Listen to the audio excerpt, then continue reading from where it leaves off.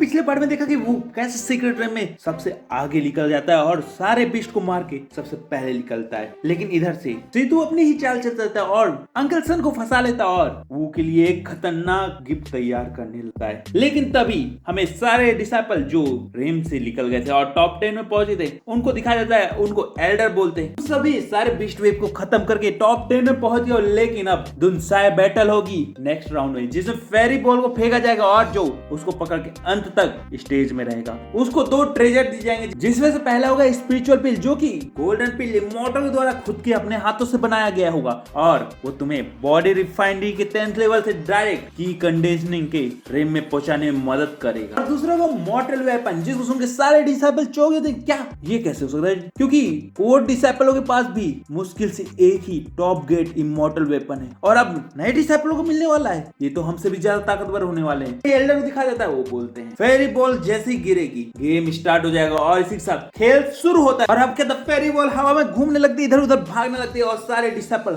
आपस में लड़ने लगते हैं, जहाँ पे उस लड़की के ऊपर पीछे से एक तलवार लेके बंदा अटैक करता है, वो ब्लॉक करती है और उसको एक लात मार के बाहर फेंक देती है। लेकिन तभी वो पलटती है और पीछे देखती है कि वही डिसाइपल रहता है जो उसकी ओर सांप लेके आया था और वो ने उसको बाल बाल बचा लिया था और उसको बोलती है, अरे गद्दार तू यहाँ भी है। अभी हमें वो पहलवान भैया को दिखाया जाता है जो उस लड़ते रहते हैं, जो अपने पैंथम स्नेक फुट से आगे बढ़ते हैं, उसके ऊपर अटैक करते हैं, लेकिन वो उसको डॉज कर देता है। लेकिन पहलवान भैया उसका पैर पकड़ लेते हैं और मुस्कुरा के उसको पटकते हैं, लेकिन वो को कोई असर नहीं होता, तुरंत खड़ा हो जाता है। अपने गोल्डन पोल को यूज करते हुए एक लात मारता है और उस पोल को उसके माथे में टकरा के एक झटके से जमीन में वेव क्रिएट कर देता है और उसको हरा देता है। अब ये सब देख के वो धोखेबाज समझ जाता है, जिसपे वो ऑफर देता है कि चलो हम साथ में मिलके वू को हरा देते हैं और फिर उसके बाद हम लोग सबको हरा के कंपटीशन जीत लेते हैं और पील और मॉर्टल वेपन आपस में बांट लेते हैं। जिसपे सीधा मना करती है और बोलती तुझ जैसे गद्दारों का साथ मैं नहीं देती हूँ। लेकिन किंगविंग ने तो उसका ऑफर इनकार कर देता है और वो अब बाकी डिसाइपल के पास जाता है और उनको लालच देने लगता है और बोलता है कि अगर तुम मेरी मदद करोगे तो तुम्हारी जिंदगी मैं आसान बना दूंगा, भले ही तुम डिसाइपल नहीं बन पाओ तो भी मैं तुम्हें हर तरीके से मदद करूंगा। क्या था, उन लोग उसकी लालच में आ जाते हैं और मिलके वू यू के ऊपर अटैक करने के लिए तैयार हो जाते हैं। सब कुछ एल्डर भी देखते थे, जहाँ पे एल्डर सुयन को बताते हैं कि ये लड़का बहुत ज्यादा अमीर खानदान से आता है। तभी फिर से हमें एरिना को दिखाया जाता है, जहाँ पे वू को अब वो सब लोग अटैक करके बहुत बुरी तरह से थकाने लगते हैं और मारने की कोशिश करने लगते हैं। वो इस लोग से लड़ते लड़ते बुरी तरह से थक जाता है, घायल भी हो जाता है, लेकिन मैंग उसको बचाने के लिए आगे आती है और बोलती है तुम लोगों को शर्म नहीं आती है, एक के ऊपर सब हमला करते हैं। वो बोलते हैं किस बात की शर्म। ऑडियंस सीट से देखते रहते हैं, जहाँ पे कैंग खुश होता है फाइनली ये लड़का हार जाएगा और इसका खेल यहीं पे खत्म हो जाएगा। और ये सब वो देख के खुश होने लगती है। वो भी बोलती है अगर ये लड़का ठीक भी होता ना तो इन लोग को अकेले तो नहीं हरा सकता था, और अब तो ये घायल और थका हुआ भी है, अब बेचारा ये क्या करेगा, मुझको तो लगता है हार जाएगा। और ये सब करके वो खुश होने लगती है और तभी एल्डर को वापस दिखाया जाता है। वो बोलते हैं ये लड़का तो अब बुरी तरह से हार जाएगा, जिसपे सुयन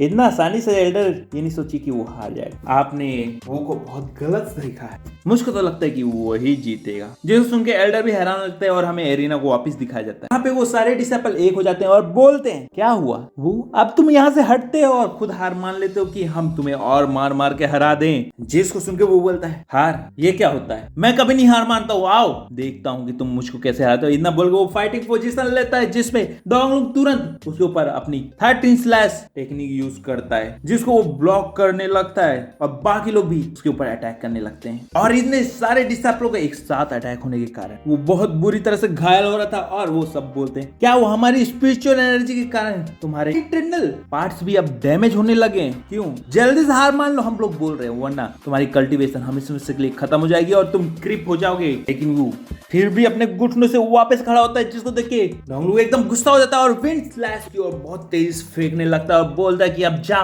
मर जा। लेकिन तभी मेंग वहां पे आ जाती है और उसका बचाव करने लगती है। और अब क्या था, डोंग बोलता है अरे पागल लड़की तू हम सबसे भी इस लड़के के लिए लड़ना चाहती है, जिसमें मिंगलिंग बोलती है तुम्हारी इस धमकी से मैं नहीं डरने वाली, और एक स्लैश उसकी ओर देती है और दोनों का स्लैश टकराता है और अब उन दोनों के बीच फाइट शुरू हो जाता है। बाकी डिसाइपल भी डोंग की मदद करने लगते हैं, लेकिन मिंगलिंग उन सबको डॉज करके अटैक करने लगती है, जिसपे वो बोलता है तुम्हें मेरे मैटर में पढ़ने की जरूरत नहीं है, जिसपे वो बोलती है तुम्हारा मैटर, तुमने मेरी जान बचाई थी इसलिए मैं ये कर रही हूँ, क्योंकि मैं किसी का एहसान नहीं रखता। लेकिन मिंगलिंग अकेले कब तक लड़ पाती, अब डोंग और उसके साथ ही उस पे हावी होने लगता है, उसको घायल करने लगते हैं। लेकिन तभी हमको वो की इंटरनल स्पेस को दिखाया जाता है, जहाँ पे वो सारे सॉरी स्पिरिट को जो उस पे पड़े हुए थे उन सबको बॉडी कल्टीवेशन के लिए यूज कर रहा था और अपनी बॉडी को मजबूत कर रहा था और मिंग लॉन्ग उसकी मदद कर रही थी। फाइनली वो सारी स्पिरिचुअल सॉर्ड एनर्जी को एब्सॉर्ब करता अपनी बॉडी रिफाइनरी कंप्लीट करके 5th रेम में पहुंच जाता है। उसको देखे डोंग उसकी ओर तेजी से बढ़ता, उसको ब्रेक थ्रू करने से रोकता है, लेकिन वो सक्सेस हो चुका था और उसके अटैक को ब्लॉक करके उसको पीछे फेंक देता है, जिसको देख के एल्डर और सारे डिसाइपल जो वहां थे वो चौंक जाते हैं। और ये सब देख के डोंग लोग को यकीन नहीं होता,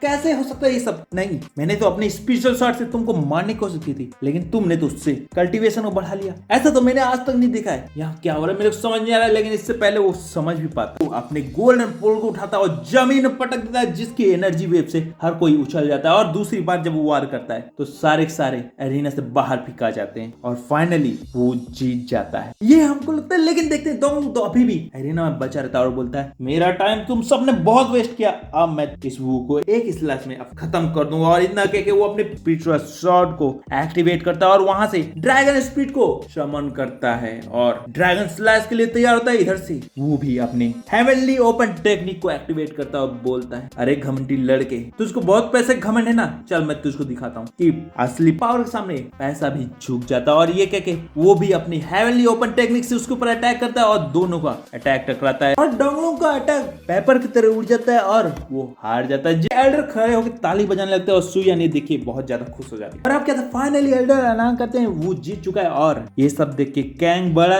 गुस्सा आ जाता है, लेकिन तभी उसका भाई सीतू आता है, जिसको देख के वो बोलता है तुम कहाँ चले गए थे, तुमको पता है वो जीत चुका है। जिसपे वो बोलता है हाँ मेरे को तो पता है, इसीलिए तो उसके लिए एक स्पेशल गिफ्ट प्रिपेयर किया और हमें अंकल सैम कहीं नहीं दिखते थे और हमको समझ में आ जाता है कि वो क्या गिफ्ट है। तभी एल्डर को फिर से दिखाया जाता है, जो बोलते हैं कि आज से तुम फाइनली डिसाइपल बन गए हमारे सेक्ट के। लेकिन वो बोलता है एल्डर मेरी एक रिक्वेस्ट है कि मैं एक अंकल को अपने साथ लेके आना चाहता हूँ, जो सर्वेंट है उनको मैं अपने पिता जैसा मानता हूँ। जिसपे एल्डर बोलते हैं ठीक है। और अब क्या था, वो सर्वेंट लोगों के पास जाता है अंकल सन के बारे में पता करने के लिए, लेकिन सर्वेंट बताते हैं कि जब से सीतू के साथ अंकल गए हैं, सीतू तो वापस आ गया लेकिन अंकल वापस नहीं आए। सुन के वो एकदम चौंक जाता है और तुरंत अपने घर की ओर जाता है, जहाँ पे जाकर देखता है तो अंकल सन की बॉडी पड़ी रहती है। हाँ, अब वो खत्म हो चुके रहते हैं, जिसको देख के वो सब समझ जाता है और बहुत ज्यादा दुखी होता है और गुस्से में भी होता है। तभी सीन चेंज होता है, हमें सेतु और कैंग और गू को दिखाया जाता है, जहाँ पे सेतु सब कुछ बताता रहता है कि कैसे उसने उस सर्वेंट डोकरे मंकी को मार दिया और अब उसका बदला लेने के लिए जब वो आएगा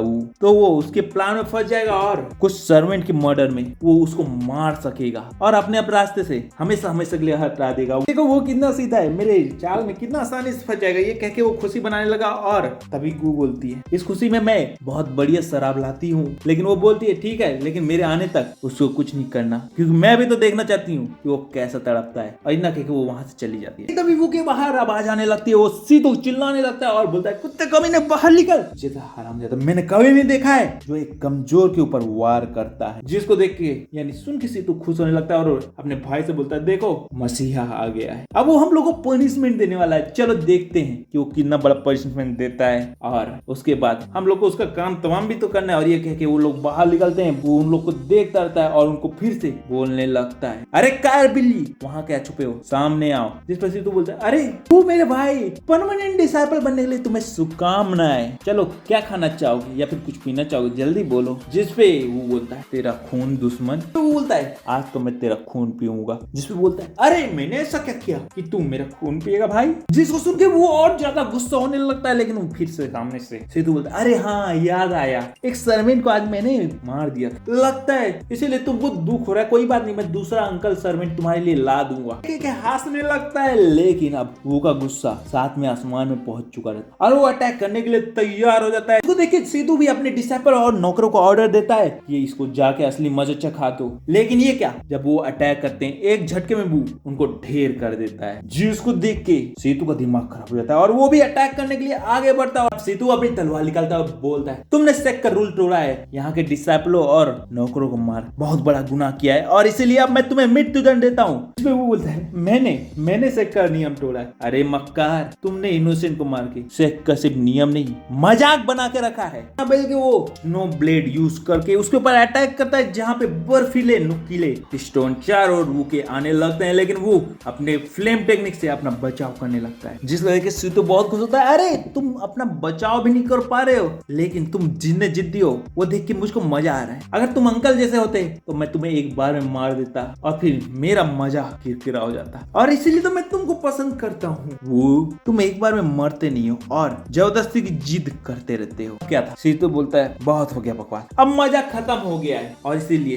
तुम जैसे कमजोर के साथ खेलने का असली मजा अब नहीं रहा है और इसीलिए मैं तुम्हें एक बार में खत्म करता हूँ। इतना बोल के स्नो ब्लेड को यूज करते हुए सीधा उसको खत्म करने के लिए बढ़ता है, लेकिन वो हेवन ओपनर टेक्निक यूज करके उसके हाथ को ही जड़ से उखाड़ देता है, जिसको देख के सीतू को यकीन नहीं होता कि उसका हाथ चला गया है, जिसको वो मजाक समझ रहा था अब वो उसकी वो जान लेने आ चुका है। लेकिन इससे पहले वो कुछ और समझ पाता है, उसको पता चलता है कि उसकी मेडिटेन भी तबाह हो गई और वो घुटनों में आके जमीन में गिर गया और घिसटता हुआ वहां से बचने की कोशिश करता है और अपने भाई को चिल्लाने लगता है और जैसे ही वो उसको मारने की कोशिश करता है उसके भाई की स्वाड उसको आके पीछे धकेल देती है और अब क्या कैंग उसके ऊपर अटैक करने लगता है और बोलता है तुम अपने सीनियर के ऊपर अटैक करते हो, अरे मूर्ख तुम्हें सेक्ट का नियम नहीं पता है और इतने इनोसेंट लोग को मारा है और इसीलिए मैं तुम्हें अब सजा दूंगा और तुम्हारी सजा मृत्युदंड। वो और गुस्सा हो जाता है और बोलता है मैंने गलत फायदा उठाया है और सेक्ट के नियम तोड़े तो तुम लोगों ने क्या किया है, पावर से इनोसेंट लोगों की लाइफ के साथ नहीं खेला है और फिर मेरे को सेक्ट का नियम बता रहे हो। अब क्या था उनके बीच लगातार लड़ाई चलने लगती है और पीछे से सेतु क्या बोलती है भाई उसको मार दो, आप मजाक क्यों कर रहे हो, आपका कल्टीवेशन इससे ज्यादा है फिर भी आप इतना टाइम क्यों लगा रहे हो। लेकिन गु को असल में पता रहता है कि वो तो पूरी तरह से लड़ने की कोशिश कर रहा है, लेकिन वो सामने से उसको कड़ी टक्कर दे रहा है। इससे पहले कैंग को समझ पाता और बोल पाता, वो अब एक बार और ब्रेक थ्रू करता है जिसको देख के हर कोई चौंक जाता है कि ये लड़ते लड़ते ब्रेक थ्रू हर बार कैसे कर लेता है। लेकिन अब तो कैंग के लिए भी लड़ना मुश्किल हो जाता है क्योंकि दो उंगली से उसके अटैक को रोक देता है और उसको पीछे धकेल देता है। तो चौंक देता है और बोलता है नहीं 15 साल में 6 लेवल ये कैसे हो सकता है, ये तो इतिहास में कभी नहीं हुआ है, इसने तो एक नया इतिहास लिख दिया है, भाई इसको जल्दी से मार दो, ये हमारे लिए बहुत बड़ा खतरा होने वाला है। ये सीधो बोलता है। कैंग भी समझ जाता है कि अब इसको मारना ही होगा और वो तुरंत स्नो फॉर्मेशन एक्टिवेट करके वो को चारों ओर से फंसाने लगता है, जिसपे वो बोलता है नहीं मैं यहाँ हार नहीं सकता, मेरे को अभी अंकल का बदला लेना होगा और इसीलिए इन लोगों का खत्म होना जरूरी होगा। तभी मिंग लोंग की आवाज आती है अरे पागल इतना जल्दी कैसे हारे हो, तुम भूल गए कि 6th लेवल में अब तुम पहुंच गए हो, तुम स्पिरिचुअल बॉडी को अपने बना सकते हो। जिसको सुन के उसको याद आता है अरे हाँ मैं तो 6th लेवल में पहुंच गया हूँ और वो आंख बंद करता है और अपनी स्पिरिचुअल बॉडी बनाने लगता है जो कि ड्रैगन के इंग और यांग फॉर्म में हम लोग को दिखने लगती है। फाइनली वो की फायर ड्रैगन स्पिरिचुअल बॉडी बन जाती है, जिसके साथ ड्रैगन टेक्निक को यूज करते हुए सीधा कैंग की ओर फेंकता है, जिससे कैंग और उसकी टेक्निक का टकराव होता है और अंत में कैंग बुरी तरह से घायल हो जाता है और मरने की कगार में पहुंच जाता है। और जब गू वहां आती है देख के चौंक जाती है कि उसका लवर मरने वाला है और उसको पकड़ के रोने लगता है। सेतु को भी यकीन नहीं होता कि उसका भाई हार चुका है और अब वो खत्म होने वाला है और इसका मतलब अब उसी का नंबर था। और इतना जान के वो घुटनों में आ जाता है और ठर ठर के कांपने लगता है और वो उसके पास आता है तो वो बोलता है याद रखना मेरा तीसरा भाई इमॉर्टल है, अगर मुझको कुछ हुआ तो वो नहीं छोड़ेगा। जिसपे वो बोलता है क्या कहा, अभी भी तेरी धमकी देने की हिम्मत बची हुई है। सच कहा था अंकल ने कि मॉर्टल को इमॉर्टल से नहीं लड़ना चाहिए, लेकिन आज अंकल सन मैंने फैसला कर लिया कि भले ही मैं मॉर्टल हूँ मैं इमॉर्टल से लड़ के रहूंगा, क्योंकि आप देख रहे हैं कि मैं कमजोर होके भी इन लोग से लड़ के जीत गया हूँ। तो फिर इमॉर्टल क्या है, हेवन क्या है, मैं सब तबाह कर दूंगा जो भी मेरे रास्ते में आएगा और मेरे परिवार को हानि पहुंचाने की कोशिश करेगा, मैं उसको नहीं छोड़ूंगा। और इतना कह के वो और देखने लगता है, जिसपे वो हाँ पे हाँ सर हिलाने लगता है क्योंकि उसके पास कोई और रास्ता नहीं रहता है। और वो बोलता है तुम्हारे अंकल सन सही कहते थे, प्लीज मुझको छोड़ दो। लेकिन इससे पहले वो और कुछ बोलता, वो उसको गोल्डन पुल से उसका सर फोड़ देता है और उसका काम तमाम कर देता है। लेकिन तभी सीतू का तीसरा भाई उड़ के वहां आ जाता है और बोलता है तुम्हारी हिम्मत कैसे हुई मेरे भाइयों को मारने की, बदतमीज तुम्हें सेक्ट का रूल नहीं पता है, तुम सेक्ट के खिलाफ चले गए और मेरे भाइयों को मार दिया, इसलिए अब मैं तुम्हें दंड देता हूँ और मृत्यु दंड देता हूँ। इतना बोल के वो अपनी पावर एक्टिवेट करके उसके ऊपर अटैक करता है, लेकिन तभी सुयान आके उसको ब्लॉक कर लेती है और रोक लेती है। जिसपे वो बोलता है सुयान तुम इसको बचा रही हो, इसने सेक्ट का रूल तोड़ा है। जिसपे सुयान बोलती है मैंने मास्टर को इन्फॉर्म कर दिया है कि यहाँ क्या हुआ है, मास्टर आते होंगे। और इतना बोलते ही सेक्ट मास्टर वहां पहुंच जाते हैं और अब क्या था सेक्ट लीडर होते हैं सब लोग उनको सल्यूट करते हैं और मिंगलिंग चिल्लाता है मास्टर इसने मेरे भाइयों को मारा है और इनोसेंट लोगों की जान ली है, इसको मृत्यु दंड दीजिए। जिसपे मास्टर बोलते तुम्हारे भाई इनोसेंट, मुझको पता है कि उन्होंने क्या क्या क्राइम किया है और उन्हें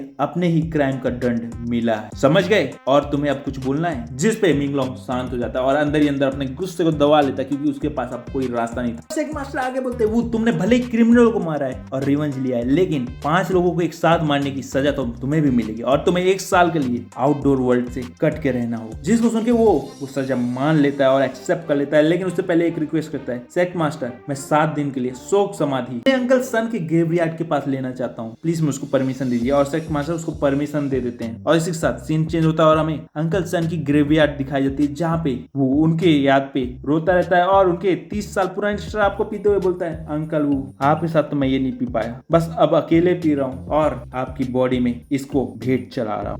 वो शराब वहीं पर रख देता है, लेकिन तभी एक बंदर आके उसको उठा के पेड़ में चढ़ जाता है और पीने लगता है, जिसको देख के वो बोलता है, ये बंदर आप ही की जैसा दिखता है अंकल, और इसको आपका ही अगला जन्म मान के ख्याल रखूंगा। और इतना कह के उस बंदर को वहां से लेता है और वो बोलता है कि अंकल अब मैं 1 साल बाद ही वापस आपसे मिल सकूंगा, और इतना कह के वो वहां से चला जाता है। और ये एपिसोड खत्म होता है। लाइक करो, सब्सक्राइब करो, अगला एपिसोड मिलता हूँ। Let's go.